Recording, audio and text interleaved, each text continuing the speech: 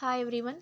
इस वीडियो में हम डिस्कस करेंगे न्यूरोलॉजिकल असेसमेंट, यानी नर्व सिस्टम के फंक्शन को किस तरह से हम असेस कर सकते हैं कि वो फंक्शन सही से कर रहे हैं या नहीं कर रहे हैं। तो इनको असेस करने के लिए हमारे पास डिफरेंट टाइप ऑफ टेक्निक्स हैं जिसको हम हेल्थ असेसमेंट टेक्निक्स बोलते हैं, और क्वेश्चंस हैं जो कि हम उन पेशेंट से करेंगे, उनकी फैमिली मेम्बर से करेंगे, और कुछ ऐसी असेसमेंट टूल्स हैं जो हम यूज़ करके नर्व सिस्टम को असेस करेंगे कि नर्व सिस्टम इंटैक्ट हैं या फिर नहीं। ओके, तो लेट्स गेट स्टार्टेड। सबसे पहले नर्व सिस्टम में हम असेस करते हैं लेवल ऑफ कॉन्शियसनेस, कि आइदर वो कॉन्शियस है या नहीं। तो लेवल ऑफ कॉन्शियसनेस को असेस करने के लिए हमें पहले क्या करना चाहिए। पहले तो ये आपने याद रखना है कि level of consciousness is always first. पहले तो आपने उसकी कॉन्शियसनेस को चेक करना है विथ न्यूरोलॉजिकल असेसमेंट, क्योंकि a change in level of consciousness में be only sign that there is a problem. Okay, अगर आपको लेवल ऑफ कॉन्शियसनेस में चेंज मिल रही है तो इसका मतलब है कि there is problem in your brain. Okay, patient brain. Then level of consciousness check करने के बाद हम मेंटल स्टेटस को चेक करेंगे। मेंटल स्टेटस को चेक करने के लिए पहले हमें ये पता लगाना होगा एज अ नर्स आपको कि they are aware of their surrounding. जो पेशेंट है, क्या वो अपनी सराउंडिंग से अवेयर हैं कि वो कहाँ पर हैं। Are they oriented to person, place, time and situation.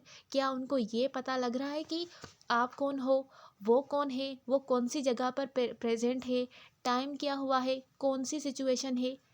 Okay, उसके बाद do they have their short term and long term memory. उनसे आप पूछेंगे कि सुबह को उसने क्या खाया था। ओके, और वो कहाँ पर पैदा हुआ था। ठीक है, तो ये आप लॉन्ग टर्म मेमोरी में पूछेंगे। ओके, तो ये इसके मेंटल स्टेटस को असेस करने के लिए आपको चीज़ें जहन में होनी चाहिए। उसके बाद वो क्वेश्चन जो आप उस पेशेंट से करेंगे, ask this type of question to assess mental status. सबसे पहले तो आप उसका नाम पूछेंगे, what is your name, do you know who where you are. ठीक है, उसके बाद do you know what month it is, who is the current president. इस तरह से आप उससे जनरल नॉलेज का क्वेश्चन करेंगे, और ये डिपेंड करता है कि पहले आपने ये पता लगाना है कि आइदर वो एजुकेटेड है या अनएजुकेटेड है, तो उस तरह के आप उससे क्वेश्चन करें। Then what are you doing here. ये कुछ क्वेश्चन है जो आप उस पेशेंट से करेंगे। अगर इनका जवाब सही से दे रहा है तो इसका मतलब है उसका मेंटल स्टेटस इंटैक्ट है, यानी नॉर्मल है। मेंटल स्टेटस को असेस करने के बाद हम प्यूपिलरी चेंजेस को असेस करेंगे। प्यूपिलरी चेंजेस में हमें एक निमोनिक याद रखनी है जिसका नाम है PERLA. PERLA means pupil must be equal, दोनों इक्वल होने चाहिए, राउंड होने चाहिए, रिएक्टिव टू लाइट होने चाहिए, and accommodation. Normal people size क्या है, 2 to 6 मिलीमीटर। ये साइज़ आपने मेजर करनी है। So this is for pupillary changes.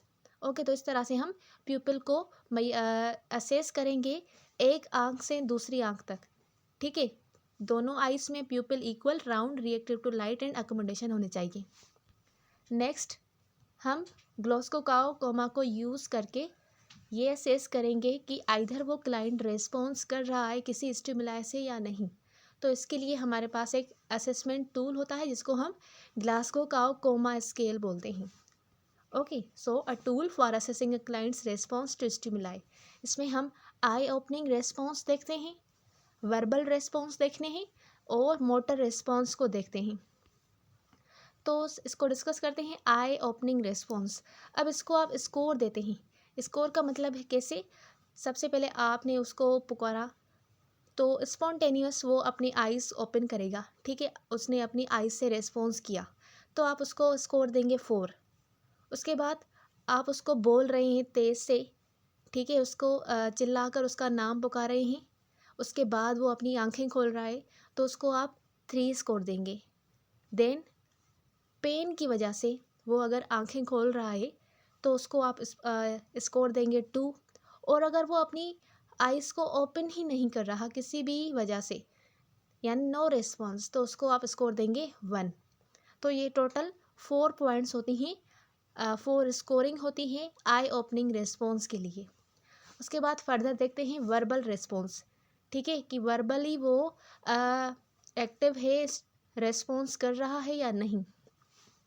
तो पहले अगर आप उससे नॉर्मली कुछ कहेंगे तो वो ओरिएंटेड होगा, ठीक है। डायरेक्टली अगर आपको वो जवाब दे रहा है, आंसर कर रहा है, तो उसको आप ओरिएंटेड बोलेंगे और उसको स्कोर देंगे 5।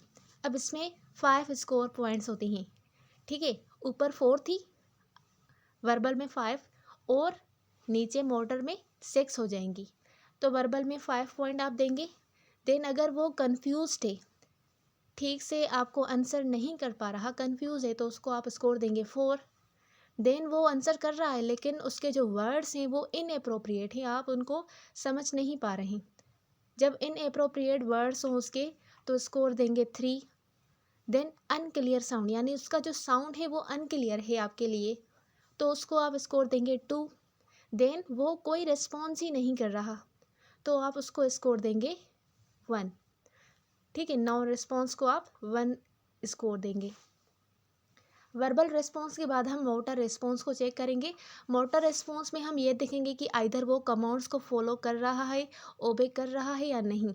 जैसे कि आप उसको कहेंगे कि अपनी आर्म्स को ऊपर करें, नीचे करें, इधर मोड़ें, उधर मोड़ें, तो ये क्या है, ये आप उसको कमांड दे रहे हैं। तो आप उनको ये कमांड देंगे और देखेंगे कि आइदर वो फॉलो कर रहा है या नहीं। तो अगर वो आपका कमांड फॉलो कर रहा है तो उसको आप स्कोर देंगे 6। और अगर वो लोकलाइज पेन वाली पार्ट को मूव करवा रहा है, दूसरे को नहीं, तो आप उसको स्कोर देंगे 5। Then flex to withdraw from pain, ठीक है, वो पेन से विथड्रॉ करने के बाद फ्लेक्स कर रहा है, तो उसको आप स्कोर देंगे 4।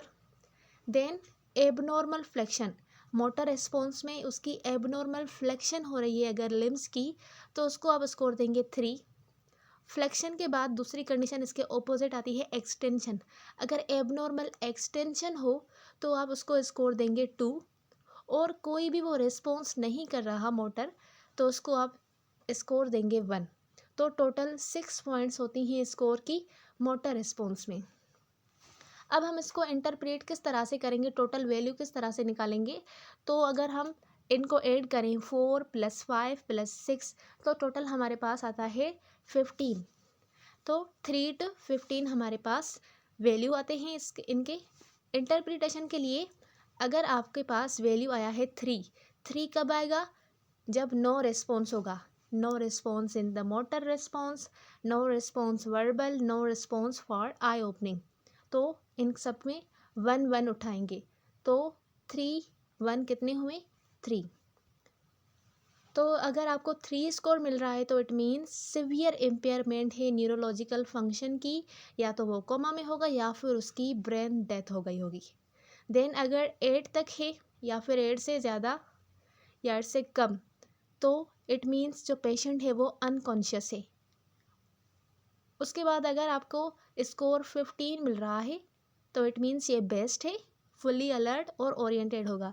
15 कब मिलेगा, जब आपको सबके स्कोर फुल मिलेंगे, जैसे कि 6 5 एंड 4, इनको आप ऐड करेंगे तो टोटल आपको 15 स्कोर मिलेगा, ठीक है। जहाँ जहाँ पर जो आपको स्कोर मिल रहा है उन सबको आप ऐड करेंगे और जो लास्ट में आपके पास आंसर आएगा वो आपका वैल्यू होगा ग्लासगो कोमा स्केल का। तो इस तरह से हम ग्लासगो कोमा स्केल को यूज़ करके उस क्लाइंट के रिस्पॉन्स को असेस करते हैं किसी भी स्टिमुलाई के लिए। उसके बाद हम डीप टेंडन रिफ्लेक्सेस को असेस करेंगे। डीप टेंडन रिफ्लेक्सेस में जो उनके टेंडन है उनके रिफ्लेक्स को हम असेस करेंगे कि आइधर उनका रिस्पॉन्स ठीक है, प्रेजेंट है, एब्सेंट है या फिर नॉर्मल है। तो इनके लिए हमारे पास 4 पॉइंट्स होती है जो कि 0 से स्टार्ट होती हैं। 0 स्कोर हम तब देंगे जब उसका जो टेंडन रिफ्लेक्स है वो कुछ भी नहीं हो, यानी नो रिस्पॉन्स। जब आप उसके टेंडन के ऊपर परकस करेंगे या फिर किसी हैमर से उसको स्ट्राइक करेंगे तो उसके रिजल्ट में उसका कोई भी रिस्पॉन्स नहीं होगा, तो आप उसको स्कोर देंगे 0, यानी एब्सेंट। देन उसको स्कोर देंगे 1 जब वो प्रेजेंट हैं बट स्लगिश है या फिर डायमिनिश्ड, ठीक है, थोड़े प्रेजेंट हो रहे हैं फिर वापस वो डायमिनिश हो रहे हैं, तो उसको आप स्कोर देंगे 1। देन 2 को हम नॉर्मल भी बोलते हैं। 2 में डीप टेंडन रिफ्लेक्स एक्टिव होते हैं और जो एक्सपेक्टेड रिस्पॉन्स है वो आपको मिलता है, तो इसको आप स्कोर देंगे 2।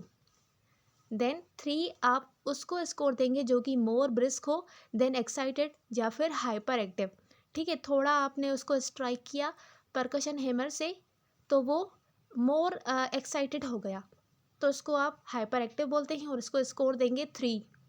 देन 4 जो ज़्यादा ब्रिस्क हो, हाइपर एक्टिव हो विथ इंटरमिटेंट और ट्रांजिएंट क्लोनस।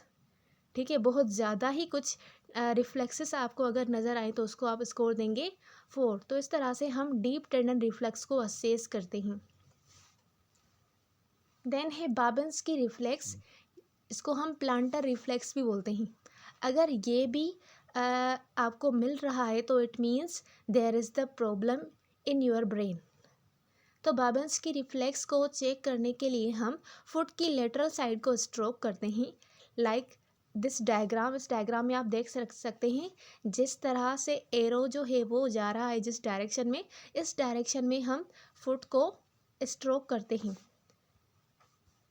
अगर जो ब्रेन है वो नॉर्मल है यानी इंटैक्ट है तो इससे क्या होगा, the lateral sole of the foot is stroked and the toes contract and draw together. अब इस डायग्राम में देख रहे हैं जो सब ट्वाइस हैं वो क्या कर रहे हैं, एक तो कॉन्ट्रैक्ट कर रहे हैं और उसके अलावा टुगेदर वो ड्रा कर रहे हैं यानी एक साथ ही हैं। अगर इस तरह का आपको रिस्पॉन्स मिल रहा है जब आप लेटरल सोल को स्ट्रोक कर रहे हैं तो इट मीन्स उसका जो सेंट्रल नर्वस सिस्टम है वो गुड है यानी इंटैक्ट है। लेकिन दूसरी बात, अगर ब्रेन में डिसफंक्शन है तो उस दौरान अगर आप सेम एक्टिविटी करेंगे उसके फुट में तो उसके जो ट्वाइस हैं वो फेन आउट होंगे व्हेन स्ट्रोक्ड। ओके, इसका मतलब है इसका ब्रेन डैमेज हो गया है यानी डिसफंक्शन है इसमें। सो रिमेंबर, जो बाबिन्स की रिफ्लेक्स होता है वो जस्ट न्यूबॉर्न्स और इन्फेंट में ही नॉर्मल होता है up to 2 year of age. लेकिन अगर वो आपको एडल्ट्स में मिले तो इसका मतलब है ये एबनॉर्मलिटी है, क्योंकि ये रिफ्लेक्स 2 ईयर्स के बाद ख़त्म हो जाते हैं। अगर आपको एडल्ट्स में मिल रहे हैं तो इसका मतलब है ब्रेन का डिसफंक्शन है। सो इसके लिए मेमोरी ट्रिक है, बेबिन्स्की के लिए आप थिंक करें इसकी b means baby, it means ये बेबीज़ में नॉर्मल होता है और उसके अलावा इसका जो बिग टॉय है वो फेन आउट होता है। यानी इस डायग्राम में देखें तो इसका जो बिग टॉय है वो आउटवर्ड मूव कर रहा है, तो इसको हम पॉजिटिव बाबिन्स की रिफ्लेक्स भी बोलते हैं। So this was the whole concept about the assessment of nerve system. Okay,